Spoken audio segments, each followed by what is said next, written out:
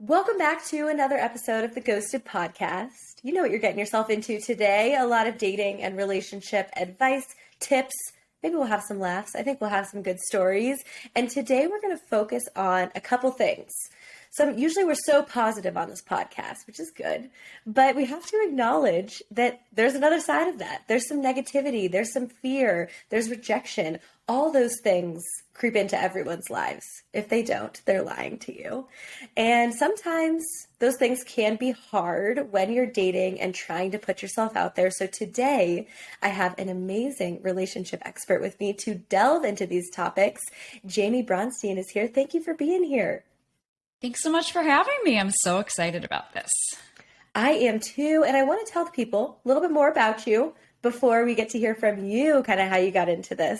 So Jaime is a relationship therapist, coach, and host of Love Talk Live on LA Talk Radio. She was named the #1 relationship coach transforming lives in 2020 by Yahoo Finance. And for the past 20 years, she has guided people from around the world as they navigate the peaks and troughs of dating and relationships. Wow.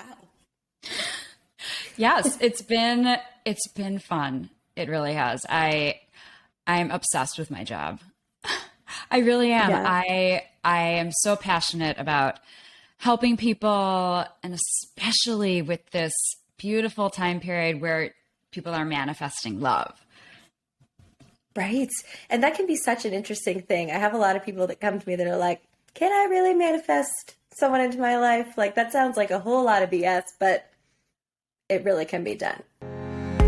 Hi, I'm Abby Rosenblum, founder of the Social Modern Matchmaking and your host of Ghosted, a podcast about making dating easy and fun again so you can find your boo. Get it? We'll talk with dating experts, coaches, and real clients of mine and single people from around the world. Stick around for corny jokes, dating advice, and deep dives into the psychology behind finding love. Well, I mean, I'm writing a whole book on it. It's going to be published February 7th, by the way. Excited. But I mean, yes, it is. It's more than possible. It is. There are tools, there are exercises, there are affirmations, there are lots of nuggets, specifically in my book, and then also just the work that I do with my clients. And yeah, there's someone out there for everyone. There's a lid to every pot. There's, your soulmate is there. So don't settle. Right. Ooh, we'll probably have to have you back on the podcast when the book comes out, and maybe we can touch more on manifesting love, because I would assume that kind of goes with shifting some negative energy out as well. Yeah. Right. Before we totally dive into that, I'd love to know a little bit more about your background so people know, more about you. What brought you into this space? Was there something that happened? Did you always know you wanted to be helping people in dating and relationship? So it's such an interesting question, because I never really thought about it, my story, and how it's different than other coaches and therapists. But I was in a podcast once, and this guy said, "You're the first coach or therapist that actually has a positive reason why you do this work." Because a lot of coaches had like horrible breakups and horrible this and everything, or a horrible childhood. And I'm very grateful that I grew up with parents that just celebrated their 50th wedding anniversary. So I love it. Actually and they're almost at 51. So to me, I feel like I popped into this world. I'm a Pisces, I'm a romantic. I've always loved love. And to have the honor of witnessing my parents' relationship, I was definitely part of it. And then just taking my psychology classes, I couldn't get enough of psychology. And then just my experience of falling in love. And then, I was telling you beforehand, I didn't meet my husband till I was 34, and I just dated a lot. So I have a lot of great stories from my experience dating lots of different guys and having tons of different boyfriends. And so, it's a mixture of my education, my love for psychology, and my love for love. What a great combo. It is true. It's like a lot of people I talk to, they're like, I went through a horrible divorce or bad breakup, and then it brought me into this. So it is really cool that you get to come from a place of positivity and fun. And that's why I do what I do too. And definitely trial and error. Like, it's not like I've had a perfect road, I also love to inspire people because from things that I've learned, like, don't do this. And I talk about that a lot in my book with a sense of humor. Nice. And I want to ask too, just because you were saying you didn't meet your husband until you were 34. So what was it like leading up to then? Were you coaching as well at that time and working as a therapist, or were you just dating and doing something else? Oh, no. So I've been a practicing psychotherapist for 20 years. Wow. So I was dating throughout being a therapist. And even I remember I was in graduate school. I was living in New York. In graduate school, I was 23, and they had me and some other interns because we had class and then we had work, our internships. We were 23 teaching a parenting group. Okay. So my point is, like, I guess you can do things before you have experienced them. Yeah. What happened to be in Harlem, and it was like in this area where there were there were moms, because we were working with these children in a daycare center, blah, blah. But anyhow, and then I also remember that when I was living in LA the first time years ago, I was 26, and I was talking to my supervisor about this. And I said, I'm helping people with their marriages and with relationships, and I haven't found my man yet. And she was probably 70 something at that time. And she was so wise, and hopefully she's still alive and she is wise. And she said, you don't have to have cancer to help someone with cancer.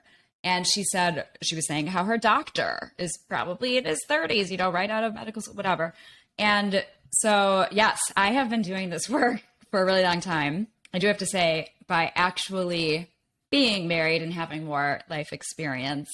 Also, my studies in spiritual psychology, which only happened in the past few years, all have added so much more depth and richness, and just taken my work to a different level now. But I have been doing this forever. Right. Well, hey, we're glad you're doing this. We're glad you're Thank helping you. people. Thank you. And you do have a cool story of how you did meet your husband. Can you share that with us? Yeah, I mean, it's not that crazy, but I think it's great that I have this story because I can inspire people, because there's all the dating apps now. So I did meet my husband on Match.com before there were apps in 2011. And, there are lots of people out there that are they want to meet their person organically and everything. And I just always say, you never want to look back and feel like you didn't do everything possible to meet your person. So if you're not that into it, that's okay, but at least be on the apps, because you never know.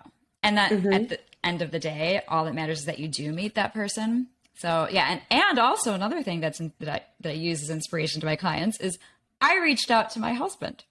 I sent him the first email or whatever it is. Good for you. There's no rules that women can't reach out first. I like it. Thank you. And the truth is, he hadn't seen my profile, and maybe he never would have. So, and I'm also very picky. Like, I needed tall, dark, and handsome, and he was. So it's like when I saw that, I couldn't pass up the opportunity. And he happens to be a great man also inside. Right. I was going to say, I feel like he's probably a little bit more than just tall, dark, and handsome. Yes, of course. He's very sweet and he's smart, and he's a wonderful dad. I didn't know that then because we have a child together, but nice. Right. You're like, hey, we'll figure this out. He wasn't a dad then. He's a dad now. Okay. And we are how right? See, we have to have some fun on this podcast too. Can't be all serious. And how was the road of you two getting to know each other? Like, was it something where you knew right away? Did it take a lot of time to figure it out? So this is kind of a funny story, but it's very in sync with Brian's personality, I guess. Yes. On the first date, it was 4 hours. I felt very at home with him. And that's one of the aspects that I tell my clients, when you feel at home with a person, and the conversation flowed. So I did have a very good feeling about it. after the first date. Brian, he's a very slow mover. And he also never wants to disappoint people. So I learned about this after. So there are a few things that were interesting. We went on 5 dates in 5 months. Okay. Taking it slow, yeah. Well, he's a consultant, so he was traveling during the week, and he didn't share this with me, but he shared it with himself that he didn't want to start a relationship until we were living in Chicago, till he was placed in a place where he was in Chicago all the time. So I didn't know that. So and I also didn't have my spiritual tools at that point, so it was a lot of wondering, and he would never say, when can I see you again? So he was the biggest game player without trying to play a game. Like not on purpose trying to do it to you. Yes. Yeah. He just didn't want to like say, when can I see you again? And then it's his personality now that I've known him for like 10 or 11 years. He doesn't want to like make a plan and then like cancel it. So he would rather just not say, when can I see you again? And then I was left wondering, but it all worked out. So it's okay. Nice. Well, it seems like it worked out great. So yeah, it's like, I always try to remind people, you can't compare your relationship journey to anyone else's because everyone's is different. I'm sure you have to go through that same conversation with the people you work with.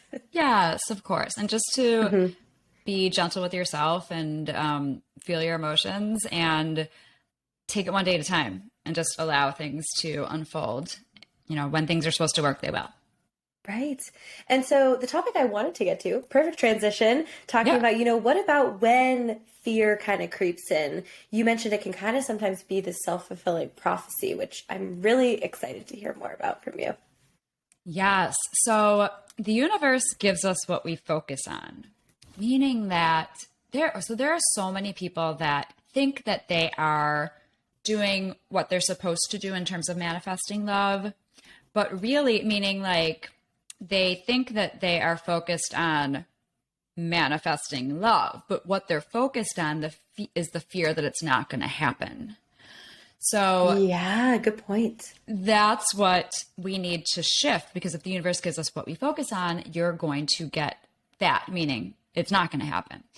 So, and then during dating, it's the fear, does he like me? Like, do I look okay? Do I have a pimple on my face? Does he like my outfit? Am I funny? So if you're so focused on that date not working out, the man, whatever situation you're in, the person will pick up on that energy. So the cure for all this is to be present and to just be there when you're there instead of in your head. But also, I have ways to shift those negative narratives. So, for instance, let's work with, like if you feel like if your negative narrative is, I'm not worthy of love, I'm not deserving of love, I'm incapable of having a relationship, which are very common, I'd say like the top 3. Oh, yeah. I mean, across the board, it's so normal. It's so normal. There's nothing wrong with you or anybody. What I do is something called compassionate self-forgiveness, because really what that is it's a judgment against yourself. So, and it's a misbelief. So I have my clients put their hand on their heart and they say, I forgive myself for buying into the misinterpretation that I'm unworthy of love, or I forgive myself for buying into the misbelief, or I forgive myself for judging myself as yada, yada, yada. And then, and they're closing their eyes and they're thinking about it, feeling it. And then I ask them what the truth is. And then they take a moment to tap into what the truth is. And the truth is that they are worthy of love. They came to this earth worthy of love. It's just that life experiences, relationships got in the way of that truth. So I help my clients get back to the truth of their soul or their authentic self. Because it's everybody's birthright to have love, and people forget that. So I help people to remember who they are. That is a giant task. Oh my God. Well, I do it with such heart. Right.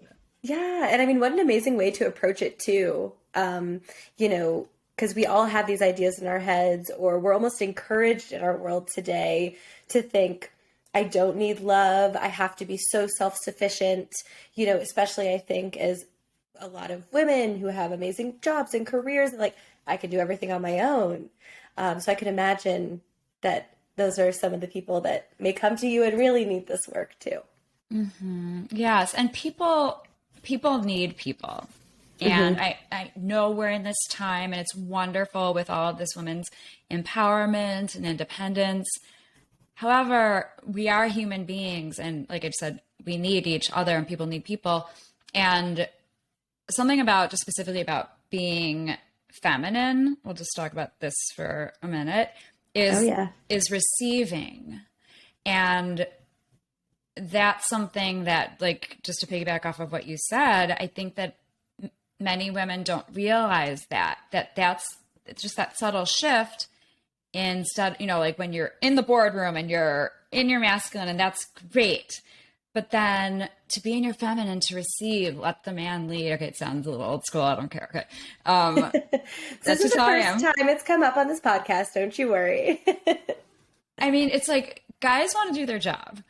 So anyhow, just getting back to receiving, you don't have to do everything on your own.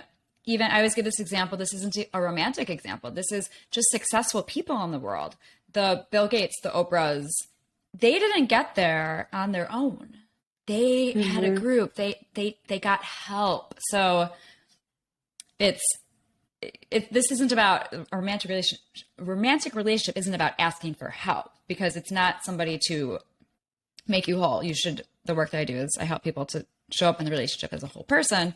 But it's sharing your life with someone, right? Which is wonderful. Letting someone into that, letting someone else participate in it, so you can have a partner in crime. Who doesn't want that? Well, it makes life fun. My mom, I mentioned my parents have been married for over 50 years. Yeah. My mom has always said, find someone to play with, because my parents have so much fun.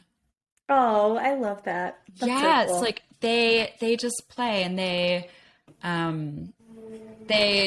play together, and they have their own like jokes and sense of humor within the relationship, and then they also are really social, and they travel, and they I don't know, but they also spend a lot of time watching TV also. You know, they love they just adore each other.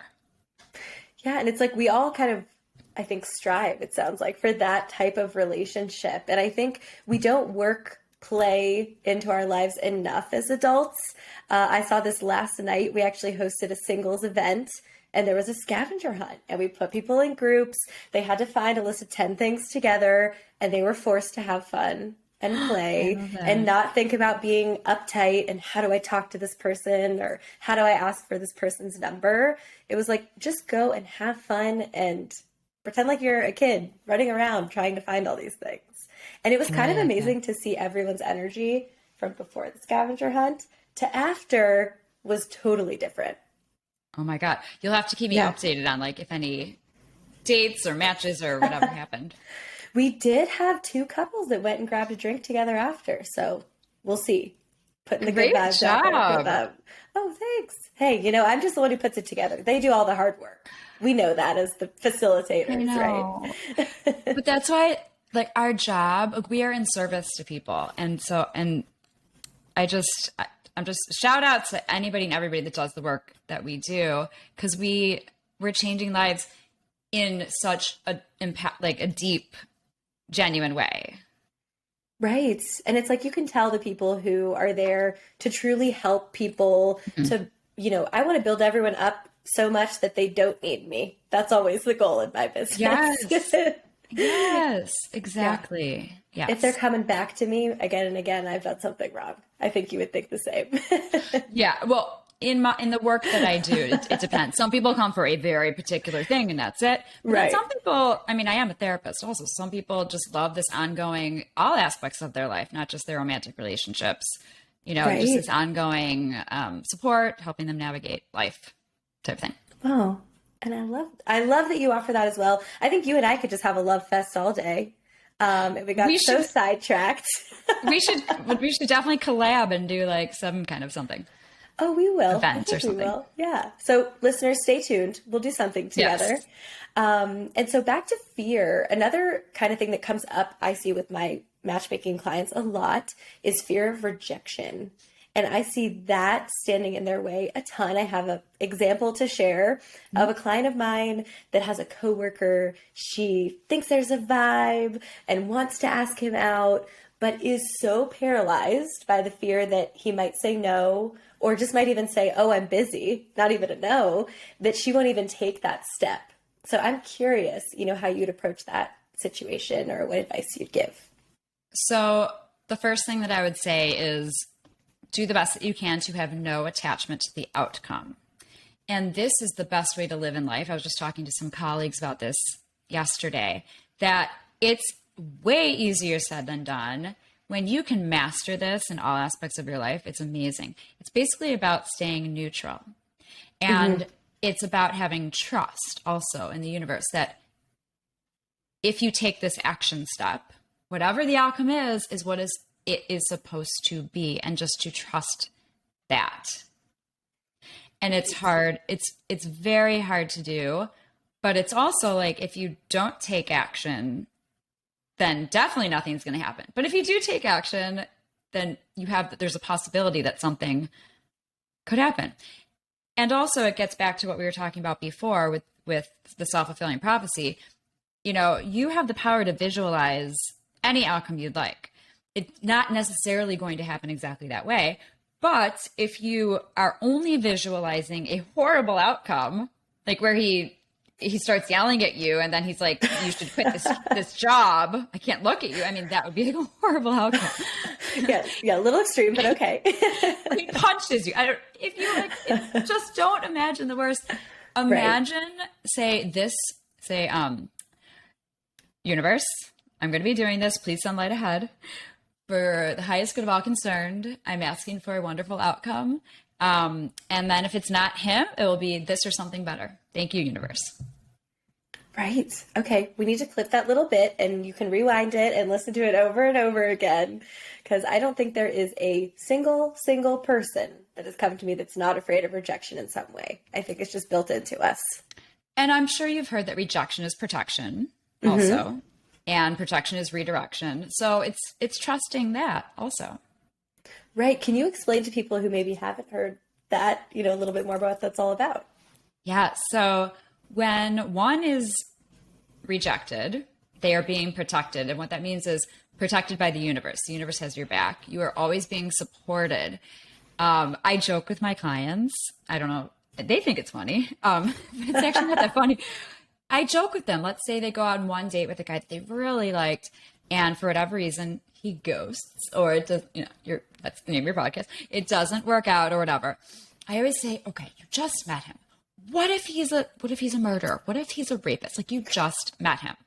Now, of course, rejection happens in a long-term relationship as well, but you are still always being protected and there's always something better for you, and to trust that. And then the redirections is kind of the same thing. It's like when one door closes, another one opens. So just trust that door closed for a reason. Right. And it sounds like a lot of this comes back to manifesting, which is what we were talking about, is what your book is about coming up. So how have you seen, I'm just kind of curious, can you give an example of someone you've worked with, and kind of worked through manifesting a person or a type of love into their life and how that's played out? Sure. So one of the most magical ones was this client of mine who, she had the mindset. So she was previously married and she previously had a child. I mean, she currently has a child. And she was really stuck in feeling like, oh, should she stay with this guy because he's the father of her child? And also in this, like, is he really the best that she's going to get, even though there were so many reasons why he wasn't right for her? So I had my clients do this a lot. They're always different, subtly different, but hers was, she had this misbelief that there couldn't be a good-looking, wonderful, successful man who actually could like love her and be nice to her also. Her ex was not successful. He was good looking. He wasn't successful or anything, but she just, for whatever reason, growing up, had this thought. So I had her make a collage of couples, whether they're famous. Like she put Christy Teigen and John Legend on there. She put my spiritual psychology teachers on there. They're this married couple. She hadn't gone to my school, but she knows about it. How cool. And she put one of her friends on there with her husband. She just put all of these basically ideal couples or just ideal men that are really wonderful to their wives. And what she also did was she made something called an ideal scene, which I work with my clients on. It's you write I am in the middle of a heart in the middle of a page. And then you write all the way around the heart, everything you're looking for. I am in a relationship with this man who sees me and loves me for everything that I am. And then she put very, very in detail everything she was looking for. She also, I don't know if I should say, okay, I'll just say what it is. There's something on Instagram called Sacred Sons, which is a group of men, and they're very vulnerable and they're very earthy and like kind of hippie-ish and stuff like that and spiritual. And she said she wanted a guy. I was like, ooh, why don't you go on there and write to one of them? She didn't do that. But the point is that I went to the page to see, like, to really like have a visual of like, she's like, every one of them is gorgeous. Every one of them is these wonderful guys, blah, blah, blah. So cut to, she was very ambivalent about, very resistant about the apps. Yeah. Understandable. And because everybody is, some people are, I got her to go on to some of the apps. This particular one that she finally went on was Bumble. And I was like, was it Hinge? But it was Bumble.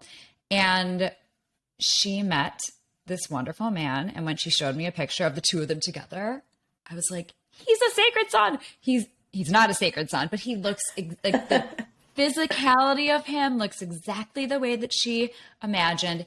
He is successful. He is so sweet. He adores her. Within 1 week, they went on 4 dates, and he asked her to be his girlfriend. He said he's been looking for her his whole life, like all these amazing things. And he's exactly what she was looking for. So she went on her journey to get there because she had to change her misbeliefs, but then she manifested him. Right. And there is so much. Probably getting married. Oh, so you're a matchmaker in your own right because you help people get there. Thank you. Yeah. I feel like it is so interesting because, I try to don't do like similar things. I try to help people with this, write down the things you're looking for. And they're like, it's that simple. I'm like, yeah, it could actually be that simple of writing it down and reminding yourself. So let what we're talking about right now be yet another reminder. If you haven't written down what you are looking for, that's a good first step, it sounds like. Yes. Yeah. You want to be very clear on what you're looking for so that the universe can deliver it to you. If you're not clear, if you just say, just bring me a man, they'll bring you just any man. But, and this is why I'm writing my book. It's about manifesting a man, but not just any man, the right man for you and how you do that. Ooh, do you have a title for the book yet? I do. And I wasn't saying it for a while, but now that it's literally, I already handed in my manuscript, it's going to be printed very soon. It's called Manifesting. So how to manifest a man. Yes. And I also have a free gift, by the way, which is give 7 us a days. Shout out. Yeah. 7 days of manifesting love. I will send you the link. You get emails for 7 days with affirmations and exercises. And when you sign up for that, you'll automatically be on my newsletter. So with announcements about my book. And I don't know if I said this yet, but it will be available on February 7th. February 7th. Well, we'll have to have you back on in February to talk all about the book. So we'll have you back. Maybe in between, we'll see each other again, hopefully. Yeah. You have to come on my show. I would love to. We got to do that. Yeah. And I would love to. I know you also had some really good tips. I think we have enough time to talk about these too, of knowing if someone is the one or your person. I kind of wanted to end on these with some good little tidbits for people. Okay. So there's a bunch of them, like a bunch of bullets, let's say. But let's just go over the most important ones. I mentioned before, like on my date, I felt like at home with my husband. And so you feel like this person, it's not even at home, it's that they are home. And that can mean different things to different people. You feel alive. And once again, that can mean different things to different people. But once you feel it, once you feel alive, then it feels different. That's another thing. It feels different than other people. The relationship feels different. You are intrigued by this person. You feel peace in your heart, which is basically the opposite of chaos, I'd say. Like when you're trying so hard to make something work, that's a no. But when you feel peace in your heart, it's very different living your daily life, feeling peace in your heart. And then fun. You just have so much fun with each other. And you just have a knowing that you've, maybe soulmates aren't all like this, but there is some sort of aspect of that familiarity, that home, that feeling like you might have known them in a different lifetime. I believe in multiple lifetimes, and not everybody does, but just that feeling that you came to this earth to be with this person. Mm-hmm. Yeah, you're almost like, whoa, have we known each other before? Or I always say, like, if you feel comfortable on your date, if you feel curious, if you think they're cute, for me, those are the things that I always go by. But yeah, maybe you don't expect to feel at home on the first date, right? I would bet Maybe that not. some people, it takes a few dates sometimes to get there. Yes, but on the first date I feel like if I did a study and I interviewed all these different soulmates, I feel like they would say, even if they weren't like, they didn't do that call after the date to their mom or dad or best friend, I just met the man I'm going to marry. But there was something on that first date, like something that either felt different, felt better, felt peaceful, felt really good. Right. I even think my first date with my husband, we both say like there was something where we both knew it was good. Yeah. Like neither of us were like, this is the one. We were like, we should definitely hang out again. And there was no one else we'd met around that time that we felt that same way. Oh my God. I can't wait to have you on my show so I can ask you all the questions about your life and your husband. Oh yeah. I would love that. Just all the love today. So yes, I appreciate you coming on. And I know you already mentioned you have a free gift if people want to work on manifesting and dipping their toe into that. How else can people reach out to you, follow you, get connected? Yeah, so my website's very easy, straightforward. It's therelationshipexpert.com. My Instagram is The Relationship Expert, but instead of an E at the beginning of expert, it's an X. So just no E. The Relationship, letter X, PERT. All my information's on my website. My radio show, Love Talk Live, LA Talk Radio. There's a link on my website to go there, or you can just go to the LA Talk Radio website or app. And you can always email me. My email is Jaime, the relationship expert at Gmail. It's JAIME, the relationship expert at Gmail. And I work with clients on Zoom all around the country and the world. And then I also work in person. So no matter where you are, I can help you. That sounded like a commercial. No matter where you are, I can help you. Don't you worry, because Jamie's got your back. Oh my God. And come to my book signings. I'm so excited for that. I'm so excited. Oh, yeah. Are there going to be some in-person events? So many. Yeah, they'll be all over. Love it. Well, maybe one in Denver so that I can come by. Oh my God. I have tons of friends there. I would love to do an event in Denver. This is so exciting. Oh, okay. Well, we're going to be seeing a lot more of each other. And before I let you go, is there anything else, some parting words you'd like to give our single listeners, a piece of advice that maybe you didn't get to touch on yet?